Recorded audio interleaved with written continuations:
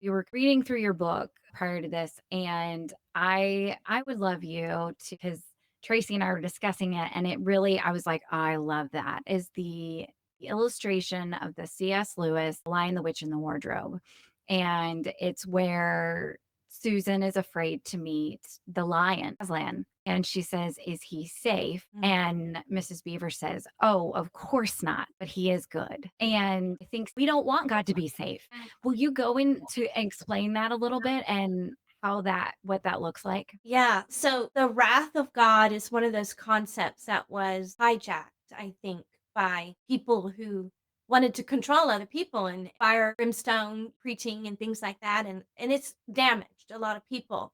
But holiness is not a set of rules and obeying a set of rules. It's actually an opportunity to dwell with God. And so he invites us, be holy so I can be holy so I can dwell with you, is what he said. And so with the safety thing, I think we have to remember he's holy. And the right response to that is fear, but not the fear that paralyzes you, fear that makes you cleanse your hands and wash your hands and purify your heart's fear, right? It just walks more carefully into the throne room where he is waiting for you as his daughter.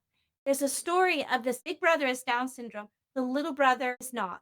And the Down syndrome boy is being picked on and beat up by some fellow kids. And the little brother is pretty little compared to his big brother, but he wades into the lot of them and he kicks their butts. And we say to ourselves, oh, good, because that's the right response is that anger that welled up in that little brother. And he's like, not on my watch. I'm going to take care of this. And he did. That's the anger of God, is to right what's wrong, not the anger of God because you messed up or something like that. It's the anger of God that wades in and says, I'm going to right what's unjust in this moment. I'm going to right what's wrong. And if we didn't have a God who did that, he would be a weak God and he wouldn't set what's wrong right. And as someone who has experienced injustice, I look forward to the day when he sets injustice right.